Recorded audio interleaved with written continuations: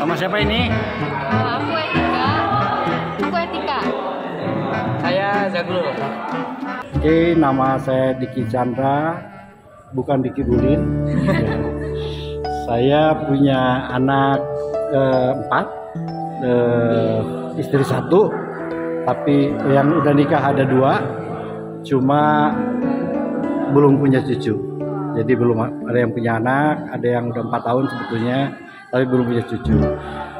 Istri saya suka sedih sih pengen punya cucu. Saya saya sempat mau kenalin sama cucu Cahyati tapi nggak mau istri saya. Padahal kan sama cucu ya. Oke, itu terus rumah saya di Perum Duta Cilengsi. Saya profesi sebagai pekerja seni apa aja. Kalau Komeng suka bilang, ente nyunatin juga, ngawinin juga. Karena saya nyutradarain juga, saya nulis juga, saya main juga. Apapun pekerjaannya itu terkait seni, saya kerjain, insya Allah. Raden Diki Chandra Negara. Darahnya biru, makanya nggak bisa donor darah. Apa aja pernah? Mau apa? Tuh, sampai tetangga aja ngelaksonin. Pengen kenalan sama Pak Diki. Baiknya itu. Profesinya banyak. Dari seniman, ya, terus jadi pejabat. Lah, sedangkan saya kan nggak ngerti. Pada dasarnya semua berangkat dari ketidaktahuan. Banyak kok beberapa artis yang sama sekali nggak paham. Kalau Komeng mah sempat kuliah dulu, maksain dulu sekolah dulu, belajar dulu politik sebelum mencalonkan, luar biasa. Banyak yang malah nggak tahu. Ya, saya cuma berpesan, mudah-mudahan diingat. Tôi có thể sẽ chuyên nghiệp lên tại sẵn này chẳng ạ. Tôi sẽ cho lên tại Cộng Hòa. Cũng không sự chính trọng lại kìa. Không sự nhẹ học. Cũng tôi sẽ chơi lên đẳng cơ. Không sự nhẹ bèo. Gimana sih cara Bapak tuh ngemulai karir Bapak dari awal gitu Pak, sampai jadi sekarang saat ini? Kalau dari awal, jadi sebetulnya kalau bicara karir, dulu cita-cita saya sebetulnya bukan jadi artis, bukan jadi aktor, bukan jadi sutradara. Cita-cita saya sampai sekarang belum terkabul dan tidak akan terkabul, karena cita-cita saya dulu pengen jadi dokter hewan. Sebetulnya, cuman ternyata setelah berkenalan dengan hewan, saya geli sama beberapa jenis hewan, saya nggak mau sebutin. Lulus SMP, saya baru main musik dan main teater. Akhirnya saya pengen kuliah, waktu itu uangnya tidak cukup. Jadi saya kuliahnya nggak sampai selesai, kuliah di General Manager Bisnis Administrasi. Akhirnya saya coba cari uang, sempat ngamen di Jalan Merdeka Bandung, sempat jadi pelayan Wendy's Burger di Bandung juga, sempat jadi cawa angkot di Buah Batu, sempat jadi penagih hutang, debt collector di Raja Mantri Buah Batu, dan ya pekerjaan-pekerjaan lainnya termasuk ngamen di bis kota. Sampai akhirnya jadi model, sempat juga jadi model, sempat juara cowok LE Dream Palace sekaligus favorit di Bandung. Ngeledek sama orang lain, jadi kalau model tuh main model, cowok jadi model, suka gitu. Tapi saya jadi model juga karena saya butuh duit. Tapi saya jadi modelnya itu bukan karena kesalahan saya, itu model itu bukan karena kebutuhan saya jadi pengen jadi model, tapi lagi butuh duit doang. Sehingga saya jadi juara favorit, juara 1, juara umum di cowok LA Dream Palace tahun 90-an lah. Lumayan dapat duit tuh. Pertama kali saya punya gitar di situ, sampai akhirnya saya pergi ke Jakarta, ngamen lagi di Tanah Abang, dan saya kemudian jadi pencipta lagu. Saya mencoba menciptakan lagu dan dikirim ke Musika Studio di Bacin. Saya kirim ke Bacin, tiba-tiba saya malah disuruh nyanyi. Jadilah penyanyi. Adalah album saya, judulnya Boleh Nggak. Sekarang aku mengajak dirimu lebih mengenal arti cinta. Boleh nggak, boleh nggak, boleh nggak, boleh nggak, boleh nggak, boleh nggak, boleh nggak. Tapi suara saya belum cempreng, makanya diketahuin terus sama istri saya. Boleh nggak?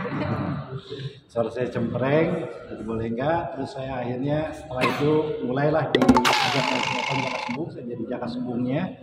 Dan saya udah jatuh dari seling di Jonggol sekali, satu lagi di Cirebon ketika saya jadi Jaka Sembung. Itu pertama kali saya terjun ke dunia film laga. Kebetulan basic saya memang saya dulu sempat ngajar silat di kampung saya, pencak silat, tapi background guru saya waktu itu karate sehingga memang harus banyak penyesuaian. Setelah itu saya masuk Indosiar, saya jadi artis Indosiar, banyak main sinetron di Indosiar, sampai akhirnya saya main. Pertama kali saya main sinetron seperti ini Si Cemplon. Setelah dari mode itu Si Cemplon, yaitu sinetron gantiin almarhum Ustadz Jepri, karena waktu itu berhalangan beliau, saya syuting jadi pendampingnya Krisdayanti. Saya sutradara, saya jadi penulis naskah juga, saya jadi pelawak juga, saya jadi mentor di program API, Audisi Pelawak TPI, saya jadi mentor di OLI, Orang Lucu di Indonesia SCTI, saya jadi mentor di Smedi, Sekolah Mimpi Komedian 47, dan beberapa program, mungkin pernah ada Ngedet Sarang Cepot, Keben Sarang Cepot, mungkin di net pernah dengar ada Bukan Sekedar Wayang, ada juga di MNC belum lama ini, beberapa tahun yang lalu ada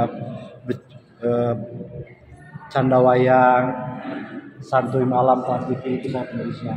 Ada juga beberapa yang saya sampai akhirnya jadi pejabat di pemerintahan, sebagai bupati, walaupun jadi dikenalnya sebagai pejabat miskin karena memang saya ingin mencoba membuat satu perubahan di mana jangan sampai uang rakyat dianggap sebagai uang pribadi. Dulu saya termasuk orang yang memprotes, kenapa sih kok ada kurban dari bupati, kurban dari gubernur, kurban dari presiden, tapi pakai duit rakyat, kan nggak masuk akal. Kalau kurban, kalau sedekah, zakat harusnya dari uang pribadi, bukan uang dari rakyat. Itu saya dulu protes itu, tapi sampai hari ini belum tahu gimana kelanjutannya. Saya masih dipersalahkan, tapi saya masih tetap bersikukuh bahwa uang rakyat nggak boleh diklaim sebagai uang bupati, gubernur ataupun presiden. Uang rakyat adalah uang rakyat. Bukankah ketika kita ngomong amanah, amanahnya harus selesai? Ya, amanahnya memang harus selesai. Jadi kalau ada banyak hal, ada 3 hal sebetulnya yang bisa dijelaskan. Yang satu tidak saya jelaskan karena itu berkaitan dengan gibah. Yang satu lagi mungkin ambil Rasul Fikri Datul Maqasid Muqaddamu Al-Jabil Masalih, menjelaskan diri dari keburukan jauh lebih baik dibandingkan mengharapkan kebaikan yang belum pasti. Yang terakhir adalah bahwa secara undang-undang saya memang harus mundur karena saya kan berangkat dari non partai, dari independen, sehingga secara fungsi saya tidak bisa. Kenapa? Karena bupati tiba-tiba di tengah jalan pindah ke partai. Kalau saya pindah ke partai juga, maka kami berdua akan melanggar undang-undang. Kalau bertahan tetap jadi wakil bupati tanpa partai, maka saya tidak punya pekerjaan. Karena bupati, partai membuat rancangan pembangunan dan anggaran, nanti disampaikan kepada tim pengawas dan regulator, kepada DPR yang adalah partai politik. Otomatis saya tidak ada pekerjaan, jadi nanti akan jadi gaji buta. Tanpa itu pun potensi menjadi kambing hitam sangat besar. Itu lebih ke arah sana. Bisa ceritakan nggak jenjang pendidikan Bapak dari SD sampai sekarang? Kayak misalnya SD di mana? Gitu. Oh ya, dulu saya di TK PGRI Tasikmalaya, dan di TK saya termasuk yang terkenal karena satu-satunya anak TK yang waktu pipis kejepit cuman saya gitu. Dulu TK PGRI, jadi terkenal tuh sampai heboh satu sekolahan, satu TK heboh karena saya pas pipis kejepit. Terus di SD saya SD Citapen 1. Di Citapen 1 saya memang bocor ya. Makanya sekarang saya dibilang bocor karena saya suka BAB di celana. Suka BAB di celana, tapi saya pernah punya pengalaman unik, saya suka sama cewek. Lagi suka sama cewek tapi lagi pilek waktu itu. Tas ceweknya liatin, ngobrol, tiba-tiba ada yang lucu, saya ketawa, saya tahan, tiba-tiba pelenung karena lagi pilek kan itu pernah tuh SD.